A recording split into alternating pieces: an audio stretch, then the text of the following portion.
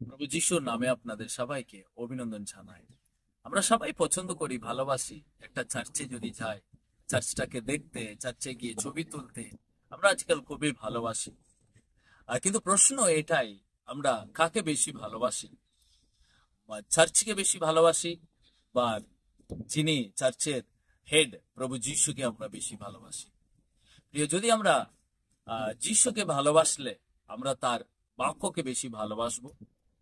যদি আমরা চার্চকে ভালোবাসলে অবশ্যই চার্চে যেতে, চার্চে মোমবাতি লাগাতে, যিশুর ছবি দেখতে, ছবি তুলতে, এবং আমরা ধূপ জ্বালাতে এবং মালা পরাতে আমরা খুবই ভালোবাসবো। কিন্তু কোনটা আমাদের জীবনে সবচেয়ে বড় দরকার? এটা হচ্ছে যিশুকে ভালোবাসা। কারণ যিশু হচ্ছে মেইন, প্রধান। তাকে আমরা ভালোবাসতে হবে। কি করে যিশুকে ভালোবাসবো? যিশুকে ভালোবাসার মানে তার বাক্যকে পাঠ করে তার বাক্যর অনুযায়ী চলা। কিন্তু প্রিয়, বাইবেলে আপনি জানেন, বাইবেলে লেখা আছে ঈশ্বরের বাক্যকে আপনি ভালোবাসলে আপনি যিশুকে ভালোবাসেন। গীত সংগীতার প্রথম অধ্যায় এইভাবে শুরু হচ্ছে যে 2 পদ, কিন্তু প্রভু পরমেশ্বরের বিধানে যার আনন্দ, তার বিধি ব্যবস্থায় যার দিবরাত্রি ধ্যান। এখানে লেখা আছে যে ব্যক্তি প্রভু পরমেশ্বরের বিধান নিয়ে খুব আনন্দ করে, এবং যে ব্যক্তি দিবরাত্রি তার বাক্যকে ধ্যান করে।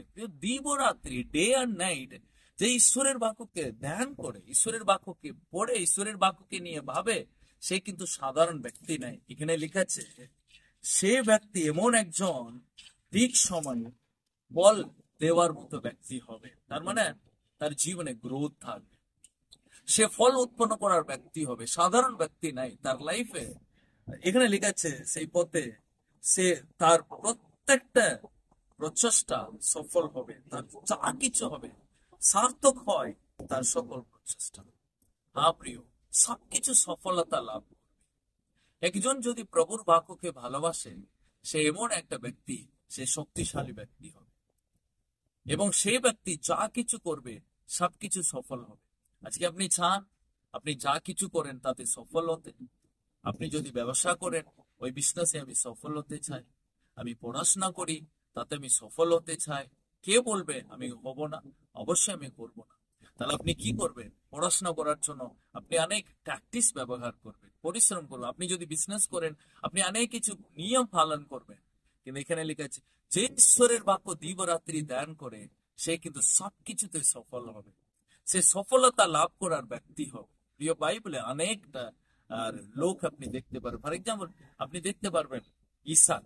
ইসাকের জায়গাতে প্রচুর দুর্ভিক্ষ হয়েছিল, কিন্তু প্রভু বলেছিলেন আমি তোমার সঙ্গে আছি, তুমি সেখানে যেখানে আছো সেখানে বীজ বপন করো। ইসাক যে দেশে ছিলেন সেখানে প্রচুর দুর্ভিক্ষ, ওখানে কেউ চাষবাস করা যাচ্ছে না, ওখানে কেউ রোজগারের ব্যবস্থা নাই, কিন্তু প্রভু বলেছিলেন তুমি ওখানে বীজ বপন করো।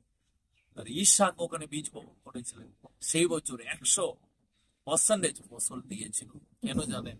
ওটা বিজনেস ট্যাকটিক্স নাই, বা উনি অনেক কিছু জ্ঞান বুদ্ধি আছে নাই, কারণ তিনি তার বাবা যাকে তিনি ভালোবাসতেন সদাপ্রভু, তার আদেশ তিনি মেনে চলতেন। তাই ঈশাকে সদাপ্রভু ভালোবাসলেন এবং আশীর্বাদ দিলেন। এটাই সফলতা। তাই আজকে আমরা বেশি যিশুকে ভালোবাসি, মানে তার বাক্যকে ভালোবাসি। চার্চে যাব, চার্চে থাকবো, সেখানে কাকে দেখতে যাচ্ছি? যিশুকে দেখতে যাচ্ছি।